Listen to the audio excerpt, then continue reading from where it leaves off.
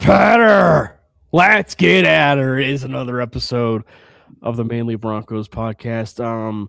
Brandon is not wearing sunglasses because he just had like a late eye doctor appointment and he just got dilated. No, it's just it's a little bit hard to see, so he's got some sunglasses on. It's either that or he's impersonating Mario for another episode of Altitude Adjustment. Oh, boys. The future's too bright. Can't see.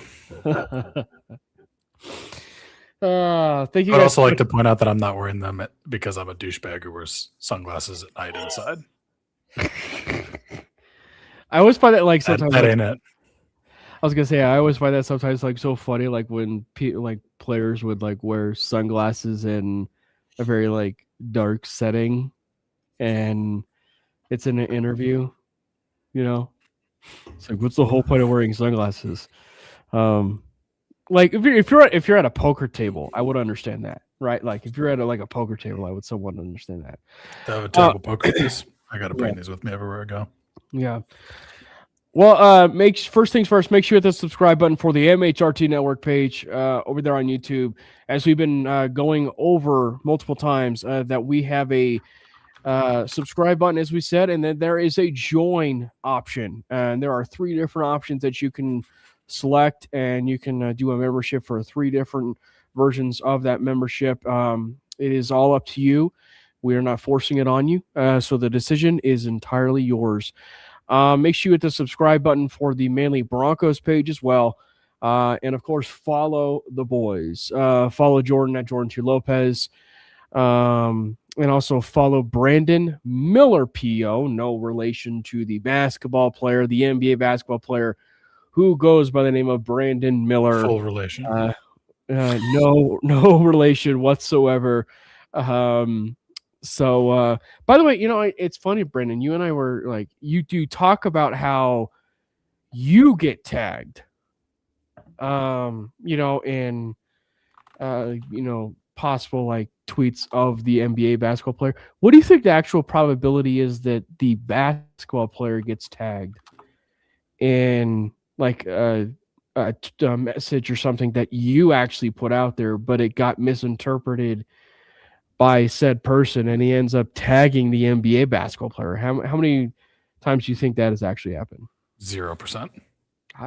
I would not say it's not 0. I would say it's really low though. 0%. 0%. There's only one Brandon Miller that looks like I do.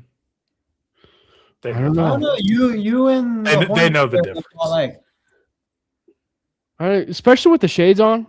Yeah. Like, yeah. I don't know. You doing good, Jordan? You doing good? Obviously, you got a game tomorrow. So you got your Sean Payton on that, in case David Webb leaves for another job here, we may be having Jordan here scribble up some plays here for Sean Payton as his audition date for Davis Webb, to ensure that we can get Marvin Mims on the field and, you know, maybe less Pat Bryant, unfortunately, I guess. But no, he'll be he's concocting plays, if you will, for his basketball team tomorrow. Yeah, I was just showing Cam. I have my own little play sheet I'll be filling out soon. So, but I'll be more focused on the pod than this, I promise you. Speaking of basketball in any form whatsoever, did you see Taco Bell is bringing back the quesarito tomorrow, aka the infamous ad that was playing when Nikola Jokic was drafted? I did, and I actually saw. I feel like I have to be obligated to get one as I'm going down to the Nuggets game tomorrow. Well, I was gonna say, and as I did, like I noticed that they actually put his like draft thing in there, right? Like, oh yeah, it's a nod to him. Yeah, so I thought that was pretty good. Like I thought that was pretty clever. But no, it's gonna be fun. Obviously, it's a fun time for Denver sports in general. Frankly, this is it's the best opportunity that I can recall that Denver sports has been this good for a little bit.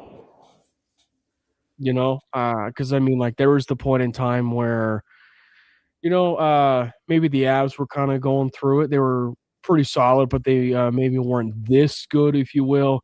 The Nuggets were just kind of beginning their saga, if you will, with Nikola Jokic. With like the Yusef Nurkic years, like the beginning of the Yusef Nurkic years, Emmanuel Mudiay, like the first part of the Jamal Murray years, right? Like, so like we're just getting started. But no, like now that we're like at our heyday, like this is peak stuff when it comes to Denver sports. We don't talk about the Rockies. No, other than Bruno, which is the Rockies' new nickname, because we don't talk about Bruno. They have a new nickname. It's just peak time to be a Denver sports fan. Yeah, it is ultimately peak. And so it seems fitting that for Jordan's connection to be bad, that he's also a Celtics fan. So he's not exactly a Nuggets fan. So yes, that is why our podcast is named mainly Broncos. You're in the wrong place. Yeah, you are definitely in the wrong place. I gotta start with the obvious, which is, in this game, which frankly, what more do the Broncos have to prove? Win like a Super Bowl. Prove that you can win a Super Bowl. That's literally it. But again, like every single game, right? Like every single game has a qualifier. Every single game has something that is an if, and I understand that this is something that happens with really kind of any team, but it's always a qualifier. The Denver Broncos are a good team if, they won this game, but, like there's always a qualifier when it happens to this team. And what I think is so disingenuous with this team is people can't really maybe take into account the fact that the stuff that we've seen in even sometimes even small glimpses has happened, but it's just like they refuse to, recognize the fact that stuff has actually happened, or that they just are so blinded by what they are seeing by draft profiles, et cetera, et cetera, et cetera, or just this team in general, where they just refuse to accept the fact that this Denver Broncos team clearly has shown signs of this before. I say all of this because, like, the Broncos had this game against the Packers, and obviously there's this whole notion of Bo Nix had the best game of his career, which, again, I'm not disagreeing with that. It's just when they say and they start defining it, which is he has the best game of his career, but we've never seen him at an elite processor moment before. We've never seen him we've never seen him actually make plays out of the pocket like this. We've never actually seen him do this things and this things and this things. And it's like, we've seen it. We have quite literally seen it in games. It's not been full games, but it's been in moments, and so specifically from like the first 4 or the last 4 weeks, if you will, we are seeing at something that is a high level clip of quarterback play and team play that we have not seen from the Denver Broncos as of right now. There's a pretty clear reason for that, in my opinion. It's because they don't watch the games. Clearly, they don't watch the games because people still think Deshaun Hamilton is on this roster. That was awesome. So clearly, I don't know if he was trolling or not. No, there's no way, dude. They just don't watch the games. They don't know.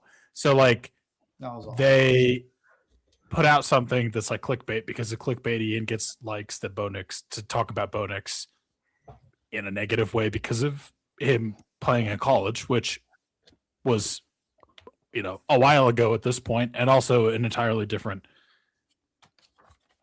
just situation in general in terms of like comparing pros to college, but they just don't watch the games. And I almost can't blame them because there's no way that anyone has time to watch every single game.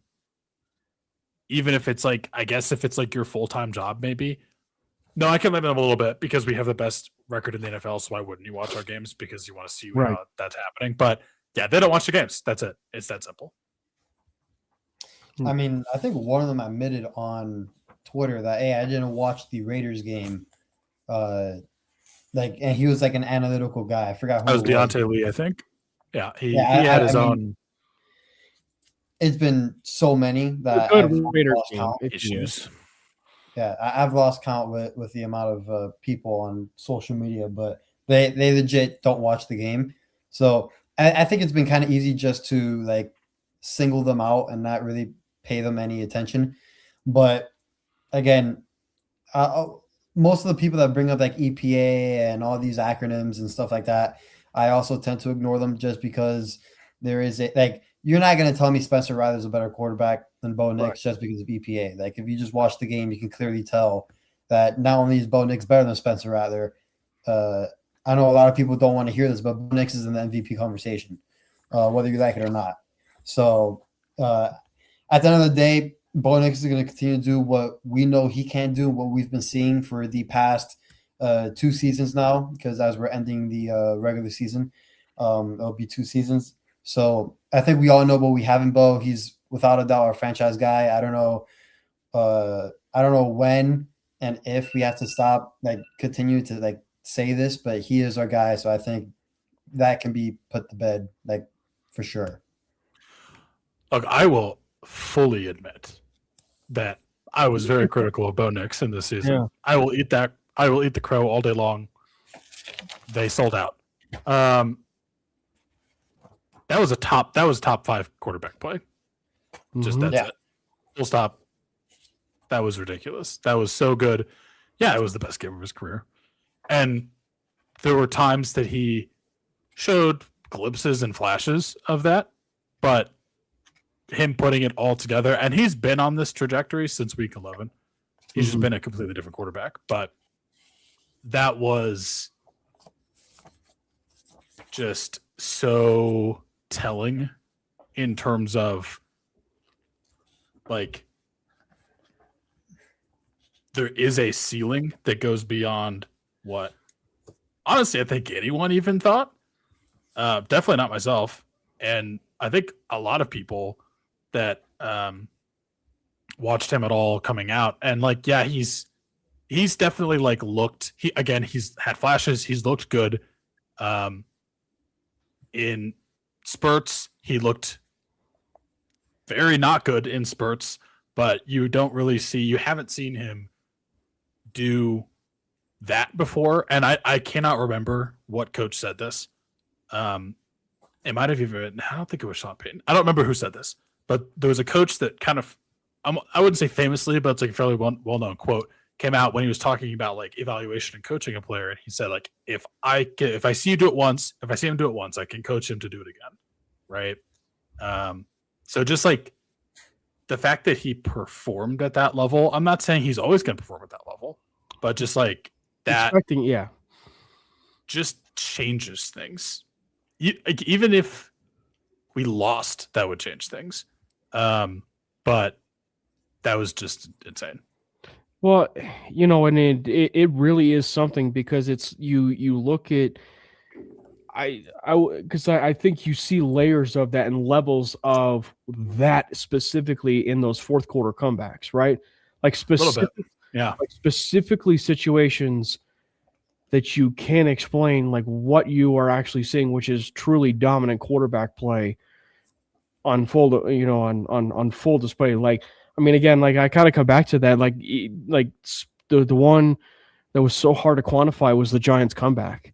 Like that was something I had never really seen before from not just the overall aura magic of the moment and scoring 33 points, etc., in the fourth quarter, but just like the way it performed, right? Like the way it happened, like it was something where it was exploding onto a quarter and it just was infectious to every single play, every single moment, that happened. And that happens when you have a franchise quarterback, right? Like, and that's the kind of thing that happens. And I think that when you see that kind of thing, it is so infectious as a team, and it has trickled down now to everybody because every P's and Q's for a player, whether it be a Michael Bandy or a little Jordan Humphrey, they have to raise the level of their play because of number 10, who's behind center.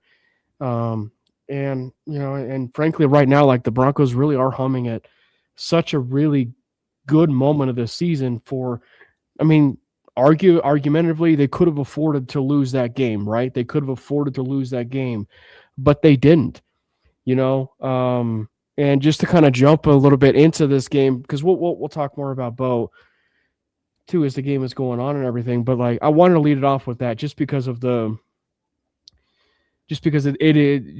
respect, and that it's could be a theme, if you will, throughout the show. We may not necessarily reference it too much, if you will, but it's just a theme, as we kind of go on with the show. But like that Packers and Broncos game really was such a fantastic game, like a fantastic football game. But it also, I think, kind of showed you that the defense figured things out, right? Like it kind of figured things out where that first half was a bit rough, right, for the defense. It was everything that we have been seeing the last handful of weeks. But in that second half, it's like the light switch went on for the defense, and you saw a complete and utter beatdown of offense and defense when it came to the Green Bay Packers and Denver Bronco game, where they shut them out and outscored them 20-3 at one of the biggest after one of the biggest moments of the game. So it was a very impressive performance for the Denver Broncos on Sunday. I mean, you talked about it on the defensive side. It's kind of crazy that for the past several weeks, I've had more faith and confidence in the offense, the defense, and they were getting absolutely just obliterated in that first half. Like, it was bad. And then they did seem to do something where they kind of figured it out at halftime. But if you see, like, if you get, the beginning of the year defense, and like, I'm not even saying you need to have Green Bay Bo Nix, but like, let's say that you do even like once, you win a Super Bowl with that. Like, even if he's 80% of Green Bay Bo Nix and you have the defense that you had in the beginning of the year, you can win the Super Bowl. Like, that's what we're talking about now. No, yeah, I agree. The fact that it was a game where you really can't say, because everybody loved to say in prior games that the defense won the game for the Broncos, not really Bo Nix. And that's all we heard about the previous wins. You can't say that about this one. The Broncos defense, again, struggled a bit. I know in the second half they stepped up big time, but it wasn't the usual defense that we're accustomed to, especially in the beginning of the year when we saw them. They've been going through their rough patches, which every unit does throughout the whole season. Not every season for every team is going to be absolutely perfect. There's going to be adversity. The defense is going through their rough patches right now, just like how the offense did in the beginning of the season, even towards the middle of the season. But the defense, again, had their fair share of struggles. Bo Nix, throughout the whole game, just clean, efficient, poised. I mean, literally got that Broncos the W. And what was even better is that it was one of the most watched games of the year. So I'm glad that everybody got to see that firsthand, because it is one thing to read about it and read all the BS that's on social media. It's another thing to see it. And a lot of people saw it. And I'm just glad the way Bo Nix played and the way he conducted himself on the field, off the field, it was perfect. They were the overdogs, right? They were the overdogs. It's going to be probably the biggest theme. I'm really tempted to get a T-shirt. Obviously, did you see what that benefits? Yep, I saw two. That's actually. So cool. Denver Rescue Mission is what it benefits from the Bo Nix website. Is there another one? There is another one. It's called. It's a pretty comfortable tee. It's Breaking Tee. The T-shirt company, and they have a T-shirt called "We Are the Overdogs." But oh, by the way, like, there's what is that one? Does that one benefit anything? No, but like, I was just gonna say, there's other T-shirts over on. I was gonna say Bo Nix's site that you could purchase it. It's not just the. It does have a website, which I just learned about. Just now. It's shopbownext.com. Yeah. I just saw Trust that. me, yesterday, too. Jordan. I've That's thought big. about it. Yeah. The t-shirts look crazy. Yeah, I've already thought about it. Yeah, it was pretty crazy. People were saying that this was a really good matchup, and then when we won, they said, "Yeah, the Packers aren't that good." Remember that one famous comment that kind of like rolled in before, like a couple days before, was like, they got to face, Bo Nix, if you will. Yep. And it was the dancing Giannis. Yeah, that really. I'm sorry. What? Yeah. The dancing who? The dancing like Giannis. Giannis? Yeah, Giannis. Like Brandon was really offended by that. It's Giannis. I've never heard anyone pronounce his name that way. I just had to see if you're paying attention. Anyway, what were we talking about? Oh yeah, well, dude, he did kind of. Oh, he walked right in. Walked it back. Well, he did, but he did kind of own it afterwards. He was like, "Man, I was trolling them all week, and their field killed 5 of our players." Yeah. I mean, I guess respect, sort of, but take that L on the way out. Yeah. But I gotta say though, I want to. We'll spend our good deal about the offense, but I want to actually give the defense its due, because they really weren't doing much, and I believe it was it the Sleeper Broncos account that found that that they were defending Love on a rather decent amount when it comes to zone defense, which is something that he had struggled with, in his time. And I believe it was like mostly in that second half, right? Like, and it was like mostly into that second half, and they were bottling him up left and right. So I have to give a lot of credit to Vince Joseph here, and specifically the defense, because they really. It is just one of those rare quarterbacks where he's gonna get his. You just got to figure out a way to bottle him up in a bottle, so that you aren't exactly looking at a situation where, he's doing all this playmaking in and outside of the pockets, right? Like, so you got to make sure that he's, being a little bit aggressive as much as he can, and doing so, you got to really create a lot of that pressure, right? So, kudos to the Broncos for really stepping up into that second half. Because they really weren't getting into Love at all.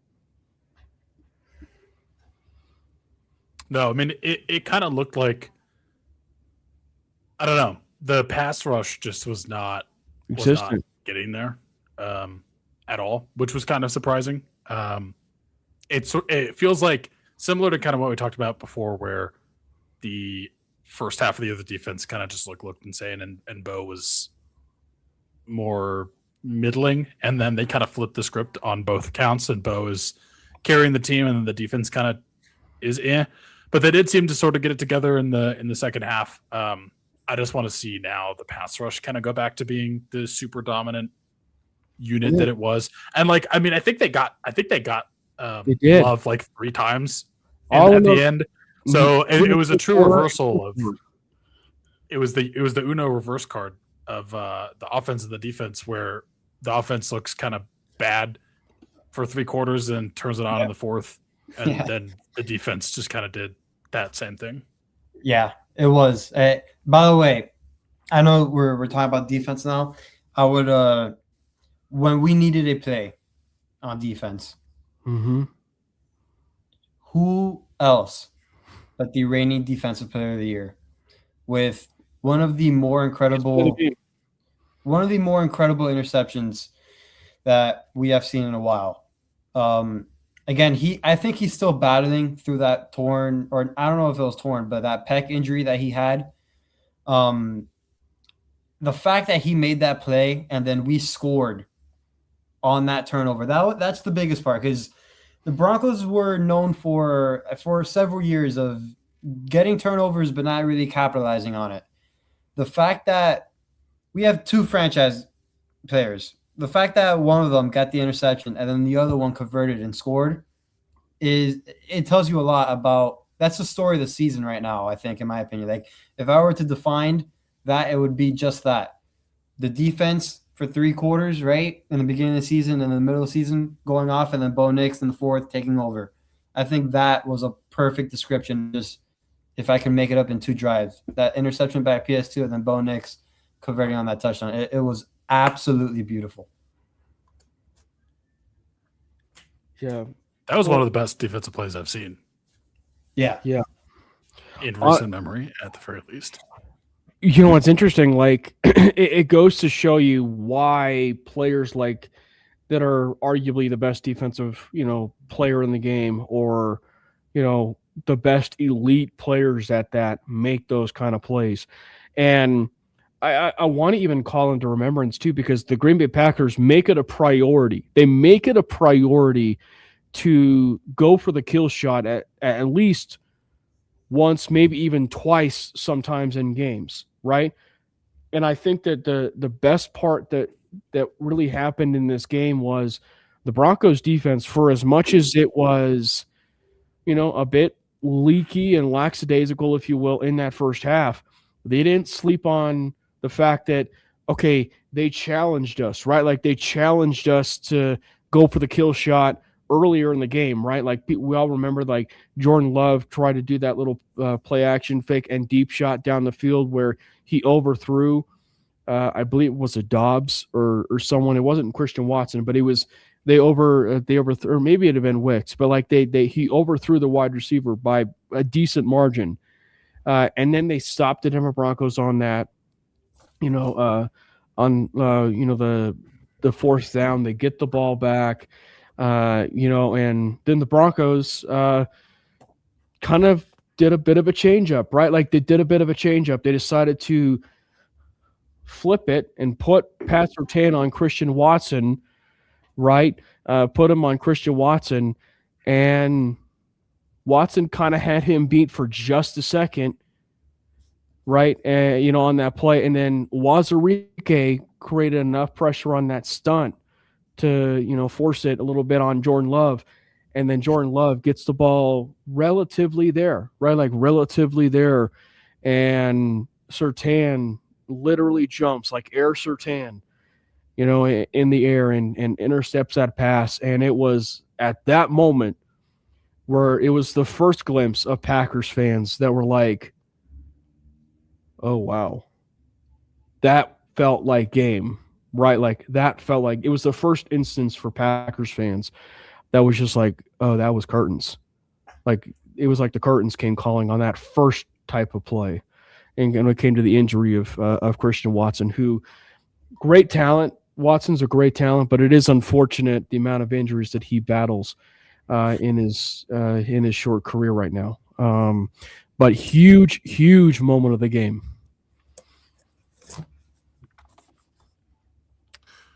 Yeah, I mean, that was like pretty much the turning point, in my opinion. Up until that point, it was not looking great for a Broncos victory, and just makes that play. Unfortunately,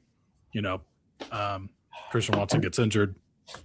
Hate to see that, but that was just an insane play by Pat Surtain. And unfortunately, like, Riley Moss continues to be on the receiving end of the NFL referees and probably has a legitimate case to sue them.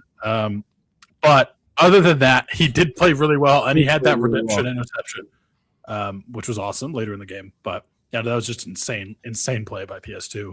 Sucks that Christian Watson got injured. It also sucks that Micah Parsons got injured, although I continue to see a bunch of people saying that the Packers were destroying us until that happened, and it was like 23-20 or something. But at the time when he got injured. So it happened maybe a play earlier, a couple plays earlier with the Christian Watson injury possibly. But that was like domino 2, right? Like, that was domino 2 was the Parsons injury. But yeah. Well, and like, that's the thing, right? Like, that is everything that we've been saying before we dive in a little bit into the offense here. Is just like, everything that we have been wanting for this defense, and that's why I'm just like, I really want to give the defense its due, because like they had that second half that is everything that we've been wanting for in terms of the combination with this offense, and that it was getting to the quarterback, bottling up everything, for the quarterback, creating a lot of the pressure, getting at him, and getting the turnovers, right? Like creating the turnovers. And that has been the biggest thing in that second half, was getting those turnovers and getting them at such key moments of the game, right? Like getting those turnovers and winning the turnover battle was massive, as it turned out in that second half. Yeah. No, yeah, I agree. I mean, I think overall, by the way, because I know this is going to slip my mind again, but did you hear a certain someone on the worldwide leader say that the reason why Michael Parsons got hurt? Yes. I think he meant that as a compliment, but it was delivered very strangely. Very poorly. He did very not word it correctly. Strangely, very poorly, very. I mean, that was. Yeah, I had my thoughts on that, but anyways, yeah. In terms of the performance, like what you guys were talking about, I thought in the second half, especially, it was almost near flawless. And again, Vance Joseph, I think it was back-to-back weeks where first half struggled a little bit, but second half adjustments were just great. It happened again with his Packers game. I mean, I'm hoping Vance stays, but more likely than not, he is leaving for his second stint for a head coaching job. And I wish him nothing but the best. But Vance right now has been great on defense. It's okay though. As we said earlier, Jordan has been crafting plays for his audition. So in case he's ready. He's ready. He's got his play sheet ready to hand over to Sean Payton in case Vance Joseph leaves, or in case Jim Leonard doesn't end up getting the job. Gosh, what more can you even say about the offense, right? Like, what more could you even say about the offense? I mean, they did everything you could have asked for as a game, and I think the other side of this, when we preface it at the beginning about the respect, or even the ideas of there's some areas where it's happened before, so why aren't we necessarily acknowledging some of the opportunities where it has happened before? And when I reference that, what I'm talking about is that this isn't really the first time the offense has kind of gone toe to toe with an offense, whether it's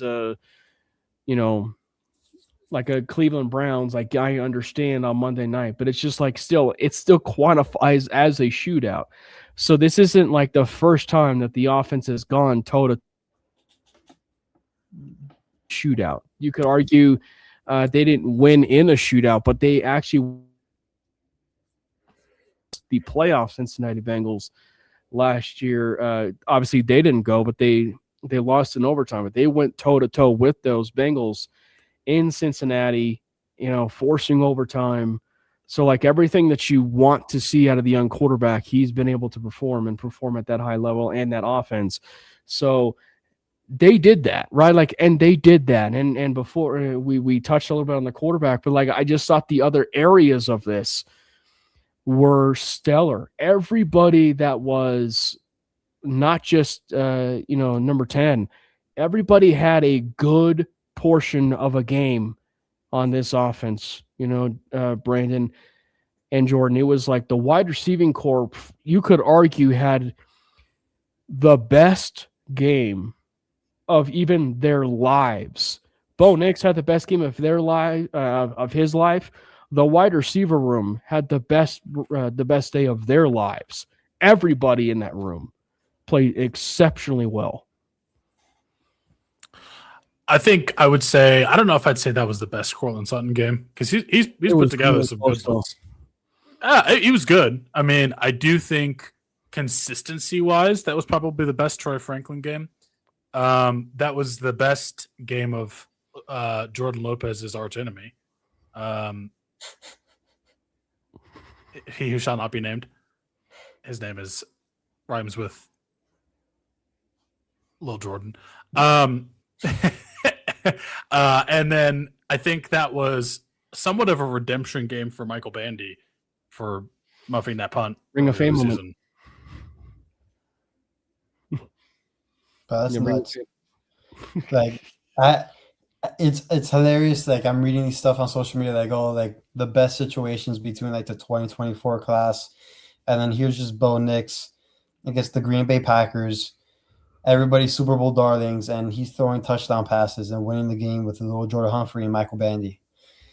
Right? Like, it's crazy. But listen, I even wrote about it before the Packers game. Troy Franklin struggles. I was not overly worried as many people were, and he bounced back in a big way. I still think he gets the short end of the stick from the fan base. Again, just my opinion, but I do think that a lot of people, criticize him. Yeah. They criticize him for right reasons, but also for wrong reasons as well. But I thought Troy showcased his potential once again. I thought he had a great game. Sutton finally found his stride, had a great game.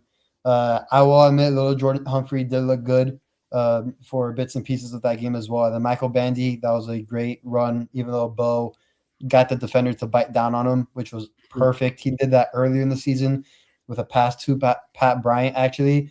Got his defender to bite on him and then got the receiver wide open. So, again, I am not overly worried about the wide receiver room in terms of Sutton and Franklin. I think their ebbs and flows will come. I think I'm kind of used to it at this point. I like the way Marvin Mims played. I just wish he was utilized earlier and more often. Yeah. I do think that we're still going to need him. Yeah. But I just, the way that I would just say it is just like, it was the best we had seen. Like it felt like everybody was playing at such a high level. And I think that, when you look at it, and maybe this is just a microcosm of what the wide receiver room and specifically their quarterback has just done so well in terms of and I don't mean like a full game, because we actually haven't necessarily seen a full game where the Broncos, are in structure and out of structure, where you're seeing a quarterback really do all the scrambling around and make some really dynamic throws in structure, that is very Josh Allen, Patrick Mahomes, any of those elite quarterbacks in this day and age of the NFL make some of these plays, right? Like it was really just like a moment where like, oh wow, this really all came together. Like obviously we said we've seen moments of it, but I think what has made this wide receiving group so unique and special is a trait, which is scramble drill. Like they obviously will do a few things well, and there's some pieces here and there that I think that they can definitely add to the room, but scramble drill, this team is so elite with scramble drill. It is unbelievably, and it's not just scramble drill, but just keeping their eyes up on a swivel, right? Like keeping eyes up on a swivel for moments when Bo, has to throw up and, hit a pass, to Troy Franklin and everything too. I want to just comment on this. I'm not picking on this commentary because I have seen this for quite a bit. I did recently just read from a Hall of Fame coach talking about teams going into the playoffs, winning one-score games in comparison to like blowing out teams. It is way more sustainable to beat teams on a one-score possession than it is to blow out teams going into the playoffs. Because in the playoffs, there are going to be no blowouts. Again, these are playoff teams. These are very rarely you're going to get a blowout. The majority of the games are going to be one-score games, and the way the Broncos have been winning is sustainable. I 100% agree with that. I mean, coaches, everybody that has been in the league say it, and I know. Again, I thought like this as well. That I thought, hey, like you can't always win one-score games, but the more you do, I mean, the more it is very, very sustainable. It is not everything has to be a blowout, because the more and more you blow out teams, the more and more false recognition you get going into the playoffs, because that's just not going to happen. If you were seeing like situations where they're winning a 1-score game because of a ticky-tack penalty or something, Exactly. Consistently. I think that's a different story. Yeah. And like, is this the best way to win games? No, but this is how you close out games. Like, Correct. Yeah. if your defense is going to do what it did against the Packers and allow over 400 yards of offense, you better go out there and also give 400 yards of offense, and you better figure it out at the end when it matters, where you get a stop, you get the offense the ball back, and let them go down the field and score a game-winning drive. And then if you in the defense as the defense have to go back out there, then you like do whatever you have to get a stop. And I think this is a necessary step in the development of this team, is to kind of figure out like how to close out games. Look, am I saying again that this is unsustainable? No, I would agree with Jordan. I do think like the way that this is happening, I think you can. This is how playoff games are won, like he had said. Yep. But I do think that I don't think it's a permanent issue. I think it's just you got to learn how to close out games, and we're learning how to close out games. And like I would say there are some games that it was different. Like the Giants specifically, that was crazy. I'm not taking anything away from like what the offense did in that game, because they also like just gave it their all in every way possible in that fourth quarter. That's not sustainable. yeah. But being in the game for most of the game, and when it comes down to it, making the plays that you need to make when it matters, that's football. That's just playoff football. Well, and what is the biggest thing we have said, or when it comes to this Bronco team, or when it has been at least making the case of why they are the best team in the NFL, it's that every single game, whether it's a bad team, good team, whatever you want to quantify that as. I'm not asking you to quantify good teams, bad teams, whatever. But in these wins that the Broncos have had, they have been battle tested in every single one of those games. And to everything that was outlined, those types of games will make you a better team going forward for the playoffs. And I think that, just to say it one more time again, the fact that this is happening with a second-year team,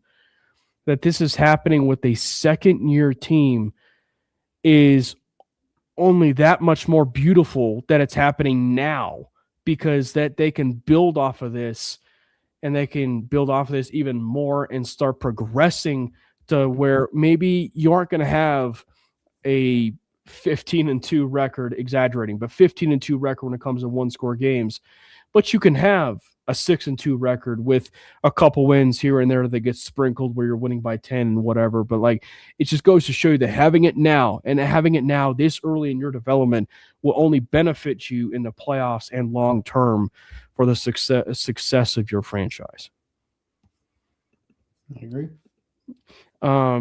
So then going on to this offense and going on with the, this team, let's just kind of start out and start handing out some of those game balls, because there is a ton to be thrown around for some games.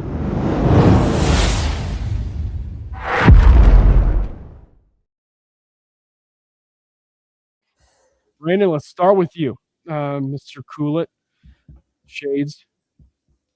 What is the game ball? Oh man, see, I don't want to take the be low the hanging guy fruit that takes everyone else's right off the bat, but I can't not give it to Bo Nix first. But I'm going to do something a little bit different. I'm going to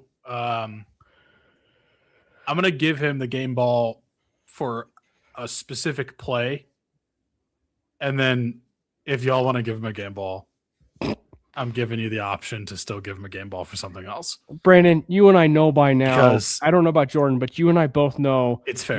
we like to break the rules here on mainly. So, I mean, we all collectively give him a game ball. Yeah. I'm just saying this because I want to talk about this play. The play that he threw the touchdown on to Troy Franklin in the end zone up the seam was the best throw I've ever seen him make. That was ridiculous. Like having to layer that throw in there and fit it like just Step above in the the underneath defender and step up in the pocket. Oh, yeah. Elite. That was just an incredible, incredible throw. What's crazy is actually you get a game trophy for that one.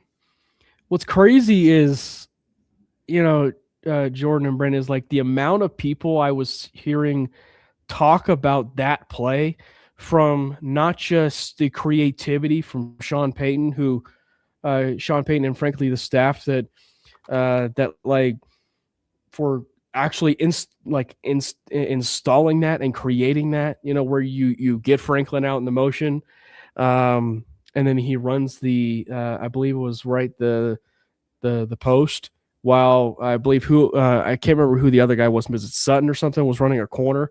So like, it was a scissor concept, yeah. But like it was one where, the coverage that the Packers were running was almost like, I think it was Tampa 4, was like almost set up Tampa to 2. where, but like it was set up where it was like perfect coverage for said play. But the only play it was ever going to end up being thrown is it had to be timed perfectly. It had to be thrown in the one spot it needed to be, and it was. And so the amount of like pundits and even quarterbacks that are going through and talking about this play, they drool. Like they actually drool thinking about the fact of like that throw that was made at Troy Franklin. Yeah, that play was great. The play call was great, and that goes into my game ball. I got to give it to Sean Payton. Man, oh man, called the excellent game. And I know it all starts at practice throughout the week. Got the boys executing what they got to do, knowing their assignments. And on Sunday, I thought he called a great game. And, a team is in rhythm. There was a couple personnel issues in terms of getting it in and getting out and getting the play in. I know Bo voiced his frustration there very vocally on the CBS mic where they caught him. But despite that little hiccup, I thought the play calling and everything that came with it was excellent by Sean Payton. I think right now Sean Payton is hitting a stride right now with Bo Nix. Would you say it's archaic now, Jordan? Yeah. No, would you say it's archaic still? Archaic? No. No. That's good. That's good, at least. It was really good. I like it. Jordan, my guess is you're going to take the low-hanging fruit, but my guess is our gay ball is going to be going to him anyway. So who's your gay ball? Mine was to Sean Payton. Oh. Yours just okay. Okay. Well, I will take the low-hanging fruit, and I will say that the game ball will and probably should be going to Bo Nix. I mean, one more time again, he does exactly what he needs to do to be putting himself in a conversation of the MVPs. And the last 4 weeks, he has done everything that he can, putting him and this team on his back to win these games. I mean, coming out of the bye week, at that point in time, that Chiefs game was the biggest game that they had ever had in the last 10 years. Because of that game, they built off that confidence, and they have really fought hard. And I think one of the things that I thought myself was, I don't know if I said it on here, but I would not be surprised if that win that the Broncos had against the Chiefs based on the magnitude of that moment and coming out of the bye. Would not be surprised if the Broncos had looked at that and it jump-started their season again, going forward. And I think at this point, and for what you see between the Commanders game, the Chiefs game, and now this Packers game, which was at that point and that right now was the biggest game they ever had in the last 10 years. They played really well, and Bo played his best game as a Denver Bronco, inserting himself in the most valuable player conversation. I think Paulie Market already has him as the fourth best odds to win in the MVP. FanDuel is already starting to insert his name. I'm gonna check Hard Rock Bet. Into the top 5. He has I'm telling you right now, you could call this as a prediction as we wind down. If he plays that way and the way that he has the last 4 weeks with some 3-touchdown games, another 4-touchdown game, or even a 2-touchdown game where the magnitude of said touchdown is leading him to a victory, you will see him be a finalist for the MVP when season's up. He's probably not going to win it, but he will be a finalist. Bo Nix is he is 4th in the MVP odds on Hard Rock Bet, right behind Josh Allen, Drake May, and Matthew Stafford. I'm telling you, I think there's a very real chance if this thing keeps up that Bo Nix, after all this offseason of Bo Nix being a dark horse MVP candidate, look where we are now. So he is doing a phenomenal job. So low-hanging fruit of Bo Nix is turning into an MVP candidate. Yep. I have a different game ball. Go right ahead, Mr. Shades. Alongside this game ball, I am also gifting this player a large gift card to whatever the best spray tan place in Denver is. Okay. And that's Riley Moss because he's too white. He's too white, man. You got to fix that somehow. Stop picking on my boy. He played so well. That was the softest pass interference call I've ever seen in my life. It was so. It was. Did you see how many people were were softer than Charmin? It was insane. So, take your game ball and go somewhere and get it handled. Did you see the amount of people that actually were starting to come out and be like, no, that wasn't.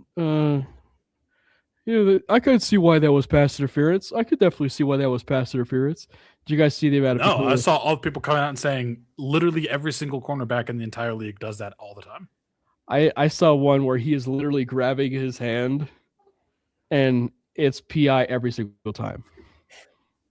Right. I mean, the one that was worse was the Evan Ingram one. Mm-hmm.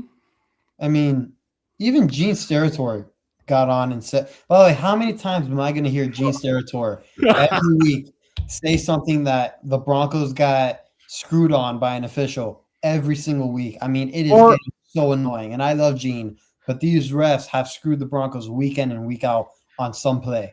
What I was going to say is, or the fact that Jim Nantz was getting a little bit perturbed with the idea that that Tony Romo thought that was not even a penalty, right? Like that specific one, that Romo was getting or Nance was getting a little bit perturbed with the fact that he thought that, well, no, it wasn't a penalty just because he was a bit, in front of the line of scrimmage. And it's like, bro, he's literally holding him by layer of the law. That is a literal penalty of him holding Evan Ingram. And we've seen that be called numerous times before.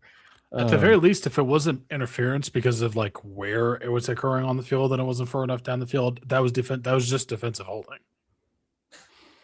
Good troll, Grizzly fan. Good troll. Can you ever? It's like when you say no disrespect or no offense. Yeah, you're trolling. Nice one. So yeah, I gotta say, there's a lot of things that have to happen for the Bills to win the AFC, and if you mean get the 1 seed, I don't think that's. I mean, Well, mathematically it's possible, but the AFC would mean they're going. If you mean going to the Super Bowl as the AFC team, we'll see. We'll see what happens. Things get crazy in the playoffs, man. You never know. But no, winning the AFC, they're probably going to have to come to Denver, and that's different. It's a different task than what did they say in draft day? We live in a different world than we did 5 minutes ago, or in this case, 1 year ago. So moving forward with some other game balls. Just to point out, Josh Allen is 0-4 in road playoff games in his career. So really, you don't say. I actually did not know that. So you're saying, in his defense, he's had to play like all of them probably at Arrowhead. So you're saying he's a fraud when it comes to being on the road. I love Josh Allen. Oh, I love. That's a fact. It's just a crazy stat. Like that is a crazy stat. Sometimes you actually can avoid. Some more game balls. It's hard. It's hard not to give it to Pat Surtain for the interception that he had for just changing really the complexion of that entire game. Changing the complexion of that entire game. It was a key moment of that game. I mean, it was maybe not to the same,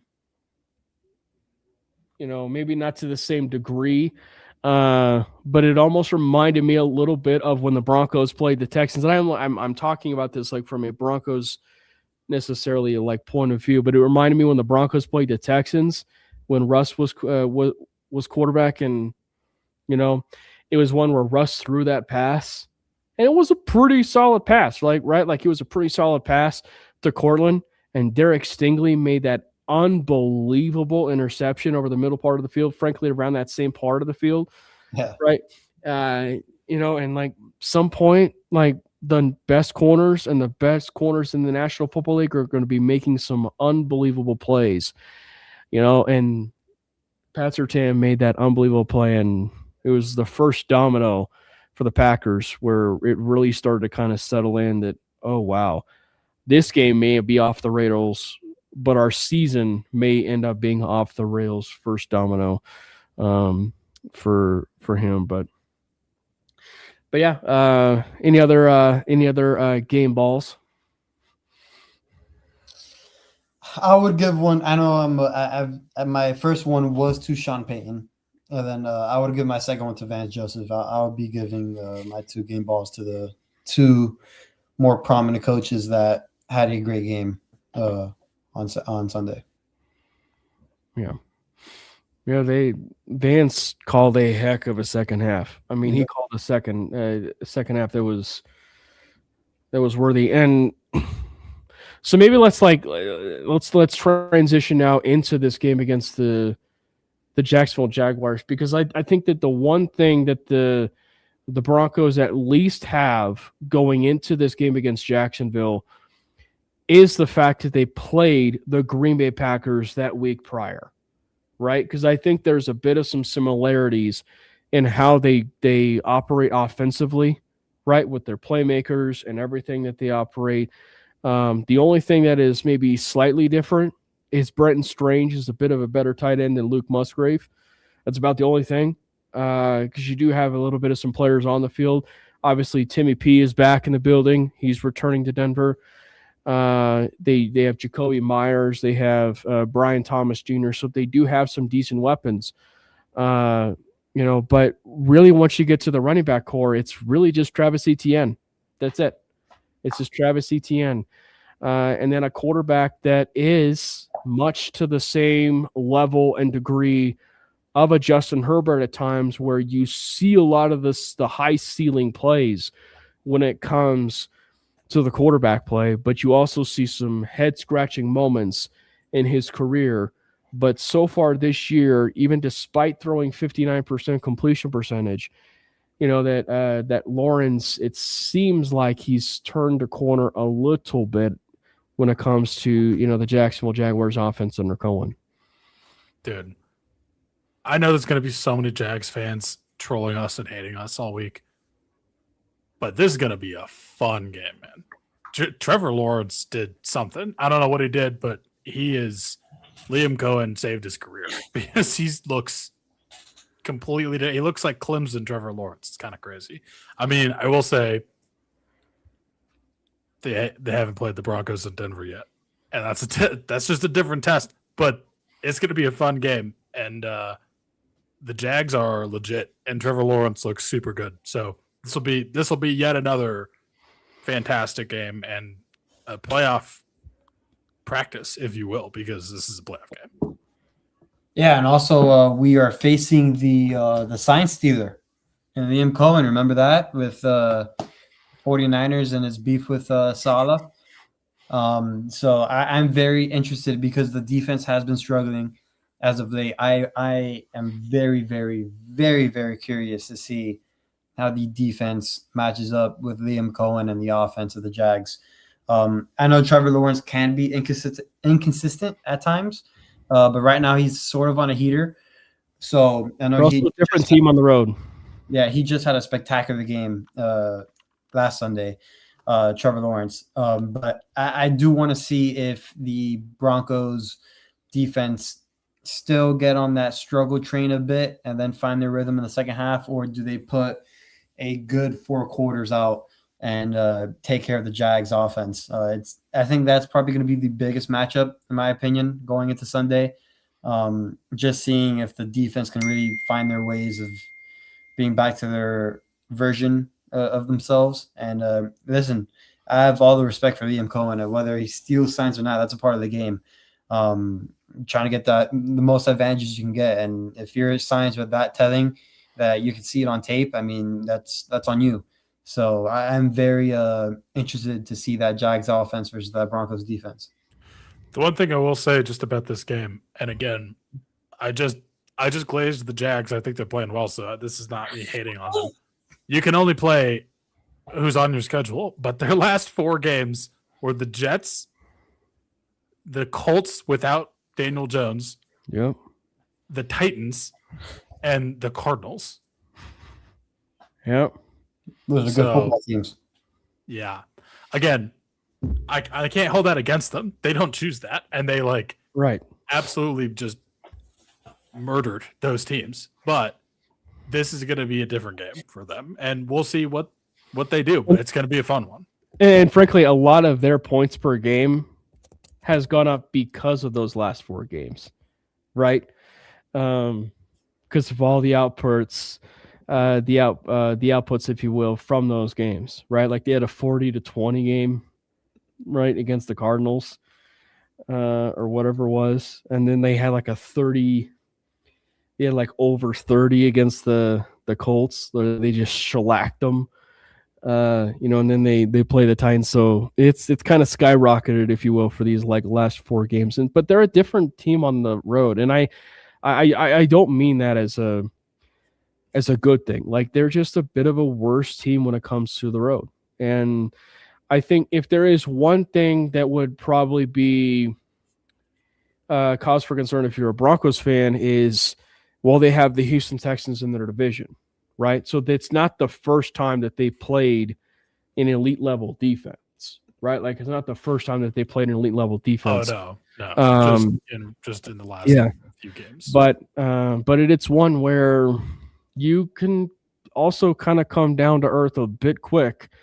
When you've had all of this, this high level play, and then you play a really good defense, and when you kind of come back to it, right? Like, as we were saying, like the Broncos are coming off playing the Packers, which this is roughly the same kind of offense, if you will, that the Packers and Jags have, which is, it's stylistically, some of it's different, but like there's a lot of motion, right? Like there's a lot of motion, getting players open, like it's also feeding players, right? And all, but the biggest thing that's just different is, you have Travis Etienne, he's a pretty decent running back, but he's not Josh Jacobs, right? Like he's not Josh Jacobs, and so I mean it's certainly not an offense that you want to lose sleep at night That's gonna, I mean, you want to make sure you're still on your P's and Q's, but I just think that it's still one where they are a very formidable opponent where you can't sleep on them. The one other thing I will say about this game that is going to be a major test for Denver is the Jaguars quietly have the best run defense in the league. Like, you cannot run on the Jaguars, and we already struggle to run the ball, so that's going to kind of suck. I will say the biggest takeaway I honestly had against the Packers is as much as he played okay, and talk about RJ Harvey, J.K. Dobbins is missed. But I think it is going to be more of a test on Bo in the passing game.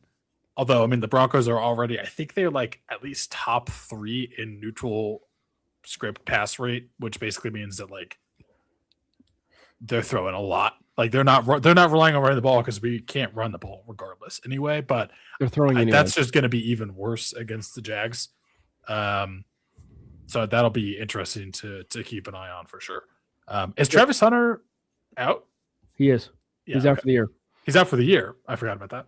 Yeah, okay. I haven't really been paying attention to much about the Jags until they started to, pretty much until Trevor Lawrence started to kind of like play out of his mind. But that'll be interesting to see in terms of like, can we get anything going on the ground? Because we already struggle there, and that is definitely the strength of their defense. They give up the fewest rushing yards per game. Yeah, no, I agree. Also, another thing I'm going to be looking at for the Broncos on the offensive side of the ball, the Jaguars defense don't get that much pressure in the pass game. And obviously, as we all know, the Broncos don't give up any pressures. Thanks to Bo Nix and him getting the ball out quick, and the offensive line not diminishing their talent, but I'm just saying thanks to a lot to Bo Nix and the way he operates as a quarterback.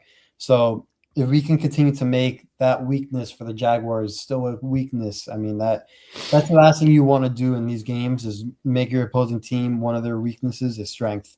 And that's the last thing we need because the Jaguars are not really good in pressure rate whatsoever. And like you can flip on the other side of the ball. Like the Jaguars offense isn't really good at the short passing game, the quick passing game. If we make that a strength of theirs, then it's going to be a bit troubling. So the more we can keep that a weakness, the better it is. Yeah. I will say this though, for somewhat of a rather struggling running team, they still ran the ball somewhat effectively against the top 5 defense in the Packers. So they still ran it rather effectively, meaning RJ Harvey. I mean, I think that you kind of got to have to, give him some credit, give him some due a little bit, when it comes to how well he played. I mean, he played well. So I wouldn't be surprised if, we see a few, scampers and some runs here a little bit. And he did practice in full today. Quick question. Do you put Surtain on Jacoby Myers or do you put him on Brian Thomas Jr.? Because Jacoby Myers, ever since he got to the Jags, he's been their leading receiver. Trevor Lawrence has, I think I saw it on NFL Pro, Lawrence has the second most touchdowns since getting Jacoby Myers. I'm very curious what they do with Surtain. Are they going to give Myers his respect and shut him down, or are they going to put him on Brian Thomas? I don't think you're going to see him. I don't think you're going to put him on either, like one player in particular. I think you're probably going to see him run with both of them.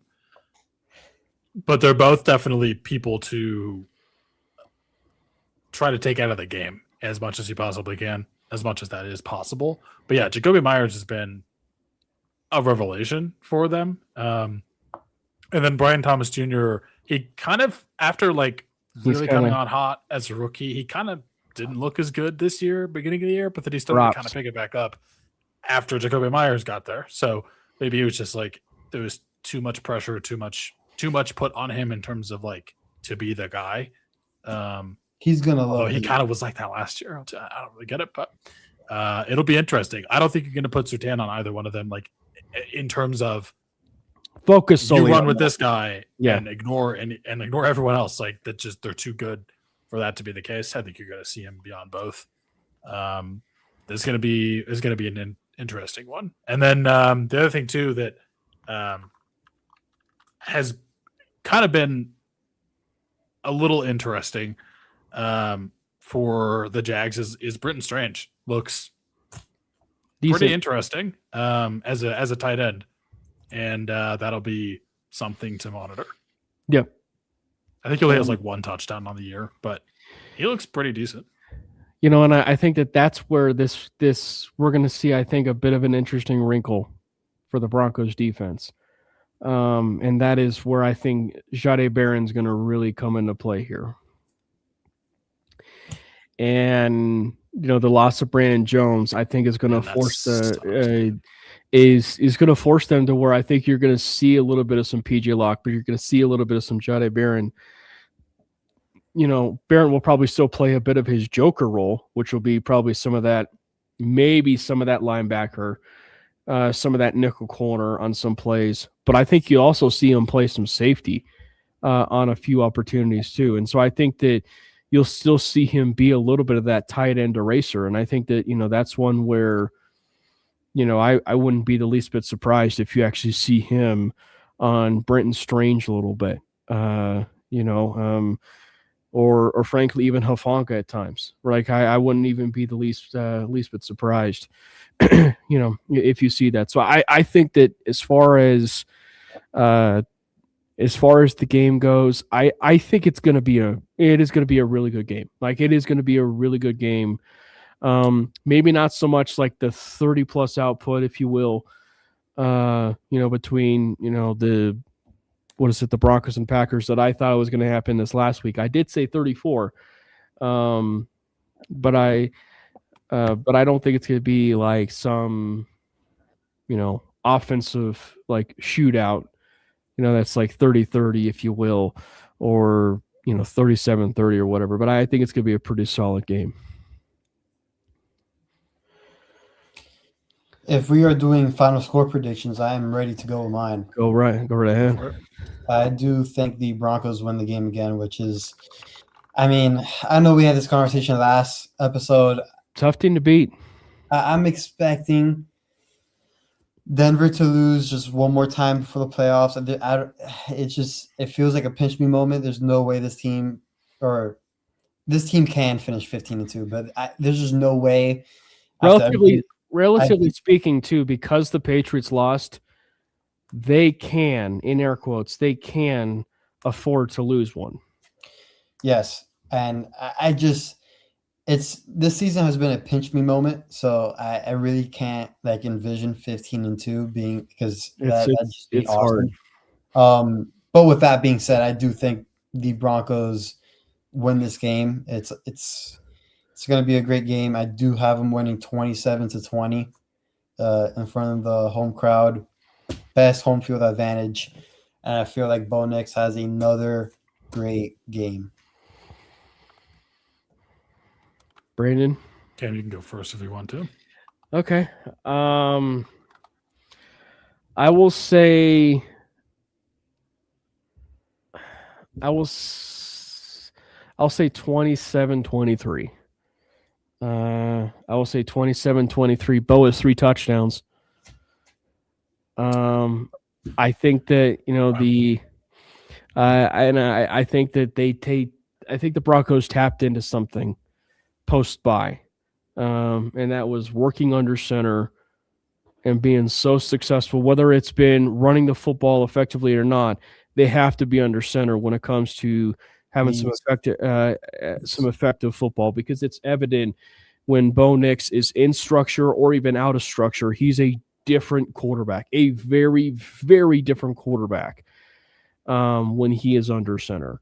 And that's where you see a lot of that Auburn and Oregon Bo Nix type of player really come together as far as that super elite quarterback that everybody saw against the Packers. So I really think he builds off of this, and I really think we see another good performance for 27-23. And I think that we see another good Cortland Sutton type of performance.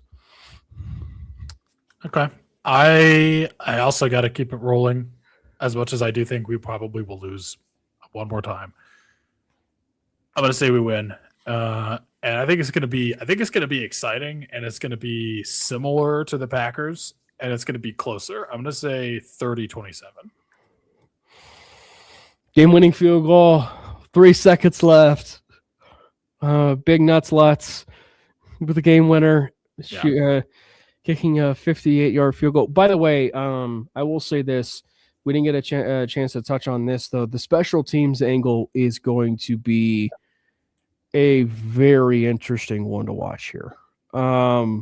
Not maybe so much from the Broncos side of things, but the Jags, because they have a kicker. Oh my God, he might bomb one from 80. Yeah, they have a kicker. They have a new Brandon Aubrey, if you will, in the league. So I would not be the least bit surprised if the Rizzler has something up his sleeve where maybe Marvin Mims is back to try and, return one or something on a field goal or whatever in case, something gets missed. He might get 75. Risk. He is pretty ridiculous. I actually kind of want to see. That'll be fun. I'll be there in person.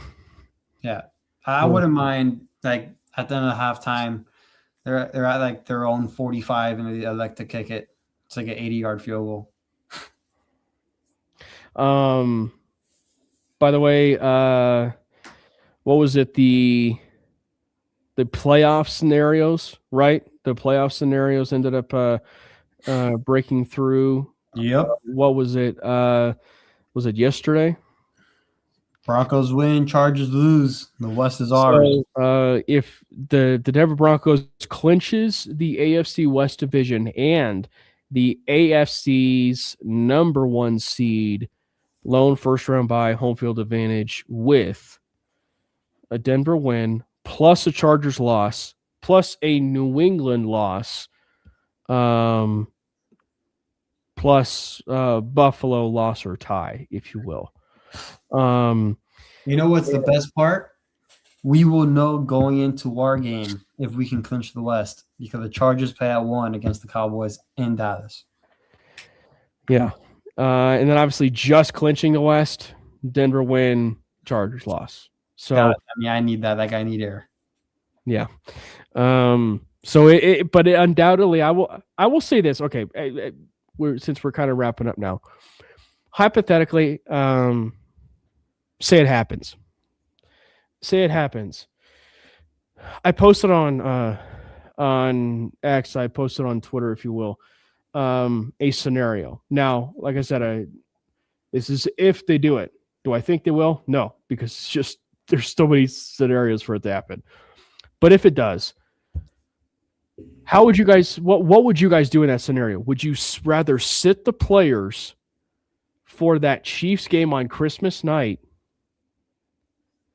And I shouldn't say all the players, but sit players for that Christmas game against the Chiefs on Christmas night, and then have almost a tune-up with some of those players against the Chargers, the final game of the season, knowing the fact you're going to have a first-round bye, so you have a little bit of that, game tune-up against the Chargers before you have that first-round bye. Brandon, you want to go first? Oh man, I don't know. That's a tough one. I'd say probably bench him and rest him against the Chiefs, which is crazy to think about. But like, it's not an if that I don't think is going to happen, but it's something that I was thinking of. Yeah, Jordan. I'm searching up something real quick just to see if he's done it before. I'm basically searching up has Sean Payton rested players in the last game of the regular season before the playoffs start. And I just want to – because you can kind of treat that – let's say if they do lock it up, you can kind of treat that Chiefs week like if it's a bye week. So, you don't want to get them hurt. Maybe not a full rest, but just you rest some players, load management, some players. So in the preseason 2006 season, Peyton had already clinched his playoff positioning and rested his starters early in that final game, only playing them briefly at the very beginning. So kind of like a preseason game where they get a drive or two and then they sit out. But that's only in 2006. In other years, he has treated the final game like a normal game. Well, how many times have they been the number one seed, though? He hasn't been the 1 seed in, I don't know, let's see. Because it'd just be the Saints.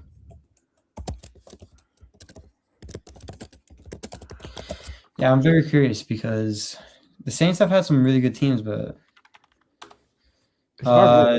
2009 and 2018. So in 2006, they didn't even have the 1 seed, but he still rested the guys at the, well, not rested, but played them briefly like it was a preseason game. So then look and see if he rested players in 2009 and 2018. For locking up the one seed, because it would obviously probably tell us that, like, if they ended up locking up that 1 seed, which they're on a trajectory for. In 2009, yes, Payne rested his starters in week 17. Payne held out Drew Brees and other key players for the final regular season game against the Panthers, and where the Panthers beat them 23-10. You're the one the Super Bowl. Yep. And then 2018. Is that the famous pass interference year? No. I actually don't know. 2018, not very clear on it. Okay. But 2009, yes. Interesting. Well, it's going to end up being something to monitor. And like I said, it's an if that I don't think is probably going to end up materializing, because there's just a lot that needs to happen. But if there's one thing you can definitely say about the said scenarios, it's not like they're gimmies. Gimmies in a sense for, it to, not go the Broncos' way. Like the Cowboys are going to give the Chargers a run for their money. And the biggest thing that the Broncos have in their favor is the Chargers are playing the Cowboys in Dallas. Like, it's in Dallas. And obviously Dallas is a bit shaky up and down, but they are a different team when they are playing in Dallas. So it's going to be interesting. And the Chargers, they don't look so good right now in terms of Justin Herbert and, that offensive line, man. That offensive line is injured, it's bruised, it's battered. It doesn't look good right now. The defense, you want to talk about a team. You want to talk about a team where the defense is quite literally carrying that team. It is the Los Angeles Chargers. Yep. So at least there's something in their favor. And then the Patriots, Brandon, are going to be facing possibly the red-hot Baltimore Ravens after the Ravens shut out the Cincinnati Bengals after kind of performing a little bit on a much higher note. Obviously, Lamar is dealing with a bit of the flu. I believe it was today was reported that he has the flu or whatever, but I think all expectations is he's going to end up playing on Sunday. But the Patriots are going to Baltimore. They're going to Baltimore for this game. I think the Patriots win that, but it'll be interesting.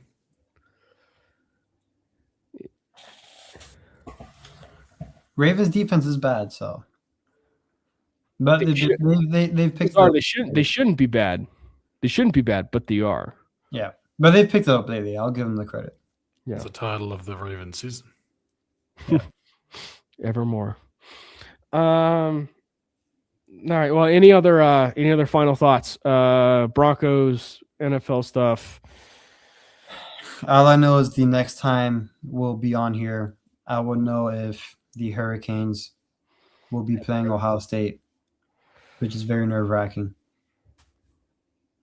It'll be a fun time. Maybe what we do is we have Strez on, and we get a little bit of some Miami Hurricanes. And that will bring back the old days, because there was a certain something that happened between those two institutions.